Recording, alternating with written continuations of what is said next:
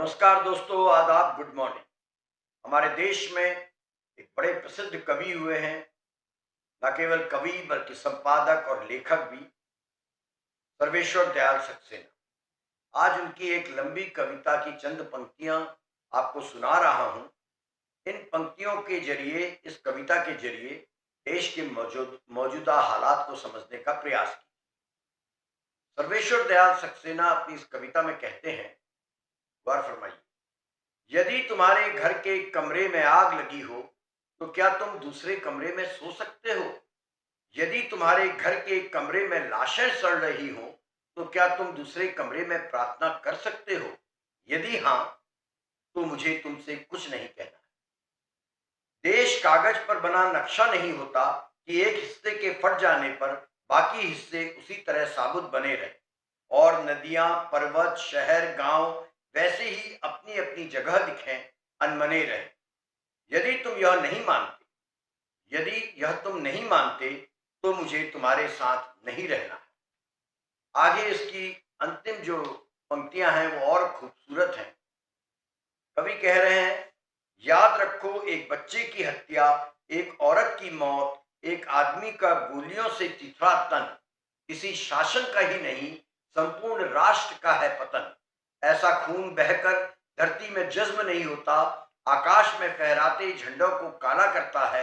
जिस धरती पर फौजी बूटों के निशान हो और उन पर लाशें गिर रही हों, वह धरती यदि तुम्हारे खून में आग बनकर नहीं दौड़ती तो समझ लो तुम बंजर हो गए हो। तुम्हें यहाँ सांस लेने तक का अधिकार नहीं। तुम्हारे लिए नहीं रहा अब यह संसार।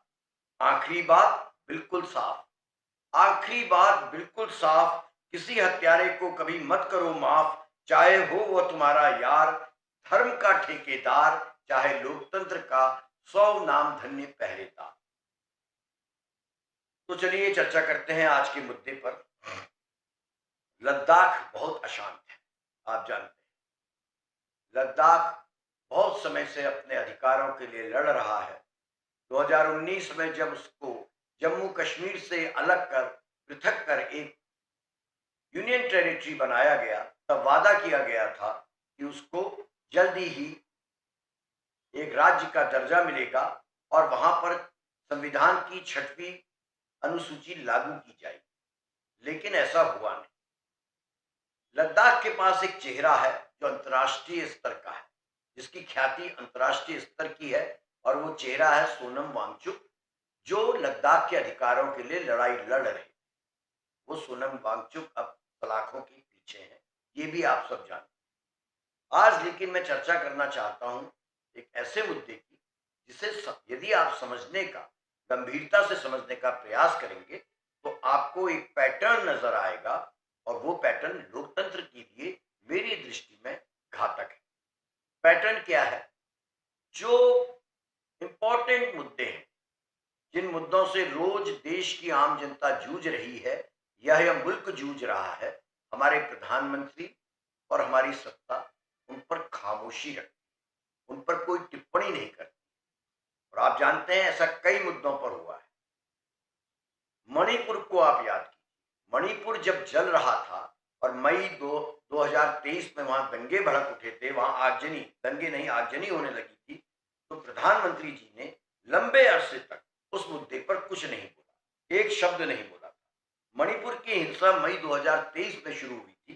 प्रधानमंत्री ने पूरे 10 हफ्तों तक, जब वहां हिंसा शुरू हुई, चुप्पी साधे रखी। और गृह मंत्री अमित शाह 25 दिन बाद मणिपुर दौरे पर तब गए। लद्दाख में भी कुछ ऐसा ही हो रहा है।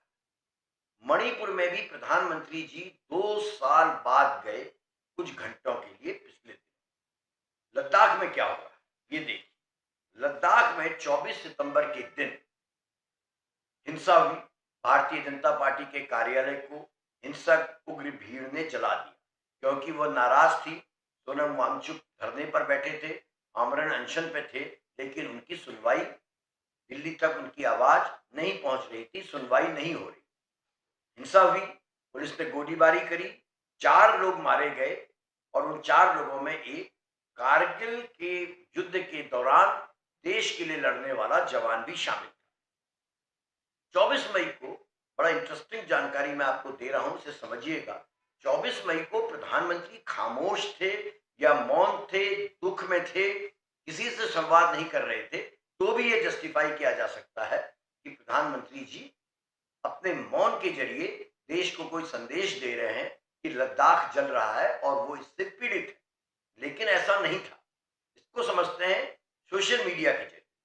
प्रधानमंत्री के सोशल मीडिया में जो ट्वीट्स आए 24 सितंबर को, जिस दिन लद्दाख में गोलीकांड हुआ, उनको सुनिए, उनको समझिए।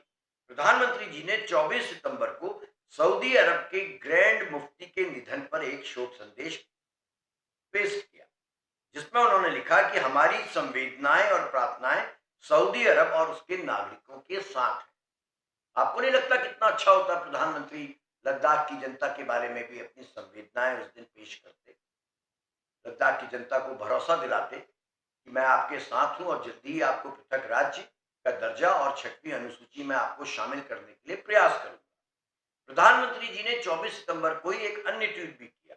कन्नड़ उपन्यासकार एसएल भयप्पा के निधन पर श्रद्धांजलि देते हुए उन्होंने लिखा कि उनके योगदान को सदैव याद रखा जाएगा। काश प्रधानमंत्री जी सोनम वांगचुक के योगदान की भी तब चर्चा करते। इसके अलावा उन्होंने दिन भर कैबिनेट बैठक, प्रगति एक कार्यक्रम है, प्रधानमंत्री की स्कीम है, उसके बारे में, गिफ्ट ऑक्शन जो प्रधानमंत्री को विभिन्न देशों से उपहार मिलते हैं, उनको फिर बेचा जाता है और सरकारी खजाने में पैसा जमा जमा कराया जाता है, उसके बारे में ट्वीट किया। बिहार विकास योजनाओं से जुड़े कई ट्वीट किए, लेकिन लद्दाख का कोई जिक्र नहीं। 4 मौत, एक बेहद संवेदनशील सीमांत क्षेत्र और वहां हो रही हिंसा, लेकिन प्रधानमंत्री का टाइमलाइन उस दिन भी प्रचार के संदेशों से और 2 शोक संदेशों से भरा था। केवल अनुपस्थित था तो लद्दाख। 25 सितंबर को प्रधानमंत्री के ट्वीट्स का यही सिलसिला जारी रहा।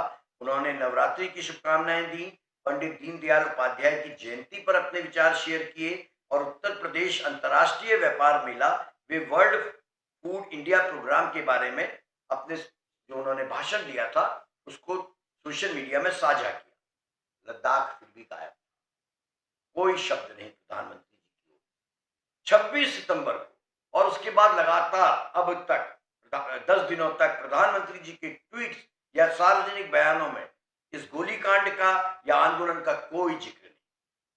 पर यही दोस्तों वो लाउड साइलेंस है, वो खतरनाक खामोशी है, जिसकी झलक हम पहले भी देख चुके हैं। जब मणिपुर में हिंसा हुई, मैंने आपको बताया, प्रधानमंत्री जी ने लगभग 10 सप्ताहों तक एक शब्द नहीं कहा था। उन्होंने अपनी चुप्पी तब तोड़ी थी जब महिलाओं की वहां नग्न परेड कराई गई थी और उसका वीडियो जब आया सोशल मीडिया में और पूरी दुनिया में उसकी आलोचना हुई, तब प्रधानमंत्री जी ने मणिपुर के बारे में कुछ बोला। लद्दाख की समस्या से आप वाकिफ हैं। अनुच्छेद 370 जब 2019 में हटाया गया, अलग केंद्र शासित प्रदेश बनाया गया, तब वहां की जनता को और उनके लीडर को सोनम वांगचुक को ये उम्मीद थी कि अब लद्दाख के दिन बहुरेंगे। सोनम वांगचुक भारतीय जनता पार्टी, विशेषकर प्रधानमंत्री मोदी के उस दौर में बड़े प्रशंसक रहे।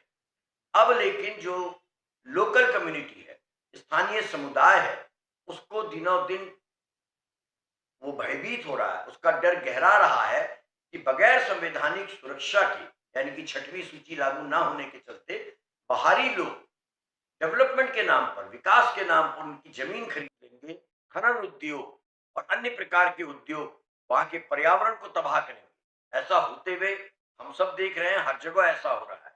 छत्तीसगढ़ हो, असम हो या उत्तराखंड, पर्यावरण की कोई चिंता नहीं हो रही है, जमीनों को सरकार बेच रही है। और यही भय लद्दाख के लोगों को डर है कि उनकी तिब्बती बौद्ध संस्कृति खतरे में पड़ने जा रही है और इसी के चलते ये आंदोलन सामने आया और ये हिंसा सामने आई।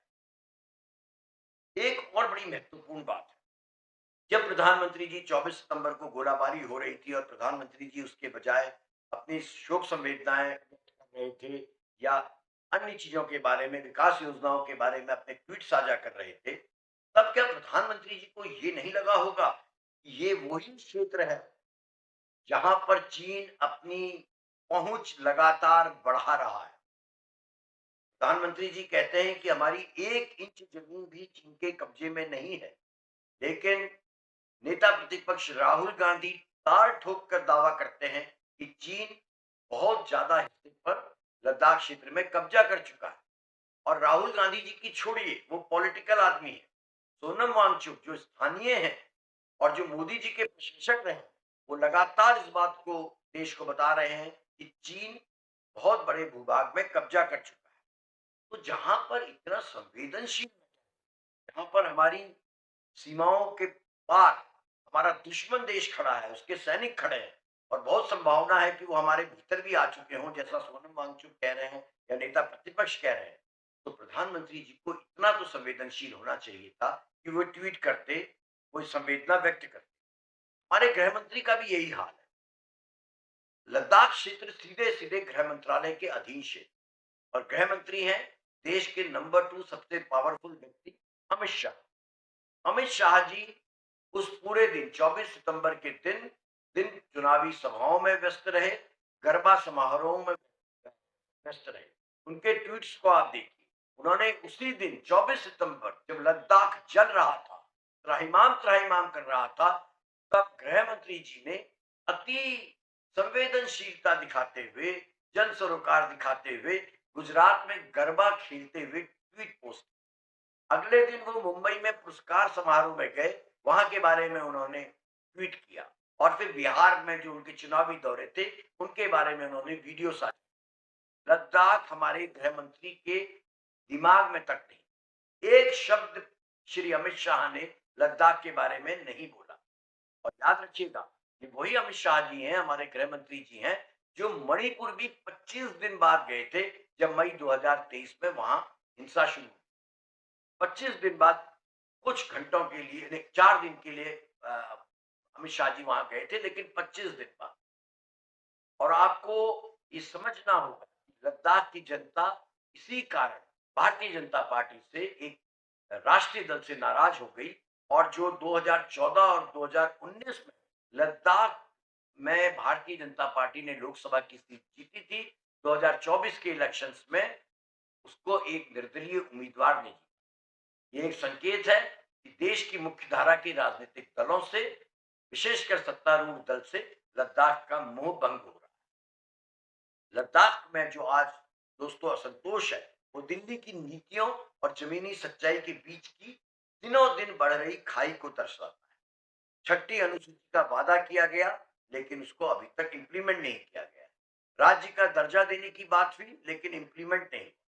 राज्य सरकार संवाद के नाम पर लगातार वहां प्रतिनिधि मंडल भेजती रही है, लेकिन जनता से सीधे संवाद करने के लिए हमारे देश का सबसे बड़ा नेतृत्व आने को तैयार, और आना तो छोड़िए, वो एक ट्वीट करने को तैयार। और यहीं पर सबसे बड़ा प्रश्न चिन्ह लगता है प्रधानमंत्री जी की घोषित नीति पर, एक भारत श्रेष्ठ भारत। ऐसे भला कैसे भारत श्रेष्ठ होगा जब उसके सीमांत हिस्से असंतोष की आग में जल रहे। फिर दोहराता हूं कि लद्दाख सामान्य प्रदेश नहीं है। लद्दाख की सीमा चीन से लगी है और चीन आजादी बाद से ही हमारा दुश्मन रहा है। हम पर 3 बार आक्रमण कर चुका है और उसके आक्रमण तो सही बात यह है लगातार जारी है। वो हमको प्रोवोक करता है, हमारी जमीन पर कब्जा करने का प्रयास करता है।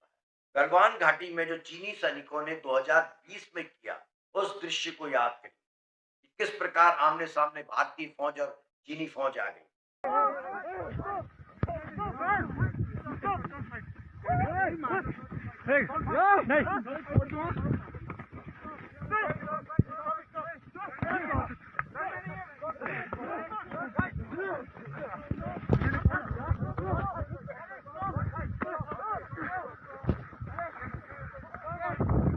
इसके बावजूद, इतने संवेदनशील इलाके का मुद्दा होने के बावजूद, प्रधानमंत्री जी का, गृह मंत्री जी का इस मुद्दे पर खामोश रहना, जो लाउड साइलेंस है, जो उस पर चिंतन करना और चर्चा करना बेहद जरूरी है। प्रधानमंत्री जी चुप्पी क्यों साधे रहते हैं संवेदनशील मुद्दों पर, इसको भी हमें समझना होगा। प्रधानमंत्री जी 2014 के बाद से लगातार जनता से संवाद करने से बचते हैं, वो रोड शो करते हैं या बड़ी बड़ी रैलियों में अपना भाषण देकर निकल जाते हैं, और भारतीय मीडिया से, प्रेस से तो उन्होंने गजब की दूरी बना दी। वो उस प्रकार के इंटरव्यू देते हैं जो हास्यास्पद है, जिसमें उनसे पूछा जाता है कि आप पर्स क्यों नहीं रखते हैं, आप आम कैसे काटते हैं। असल मुद्दों पर प्रधानमंत्री जी खामोश रहना पसंद करते हैं, और यही खामोशी बहुत खतरनाक है। भारत ने हमने मणिपुर से सबक नहीं लिया। मणिपुर आज भी शांत नहीं। हमने कारगिल से भी सबक नहीं लिया। हम भूल गए हैं कि सीमाएं सिर्फ हथियारों से नहीं, विश्वास से सुरक्षित रहती। आज लद्दाख की जनता देश से सवाल पूछे, आपसे सवाल पूछे या हमसे सवाल पूछे कि क्या वो सही में भारत का हिस्सा है। वो भरोसा चाहती है कि उसकी तिब्बती बौद्ध संस्कृति बची नहीं, और भारत की जनता, भारत की सत्ता उसे बचाने में उसकी सहायक होगी। लेकिन हम उसे यह भरोसा दे पाने में नितांत असफल साबित हो रहे हैं। और इसीलिए मुझे सर्वेश्वर दयाल सक्सेना जी की कविता याद आई। इश्क एक दक्षिण का नाम नहीं है, केवल दक्षिण में आप सीमाएं डिफाइन कर दीजिए और कहिए ये भारत है, ये एक भारत है और श्रेष्ठ भारत है। एक भारत और श्रेष्ठ भारत का सपना तभी पूरा होगा जब पूरब, पश्चिम, उत्तर, दक्षिण हर तरफ एकता हो, और हर तरफ, हर इलाके की जनता, हर इलाके के युवा वर्ग में यह विश्वास हो कि दिल्ली उनकी रक्षा कर रहा है और उनकी भावनाओं को समझ रहा है। यदि ऐसा नहीं होगा तो आप जानते हैं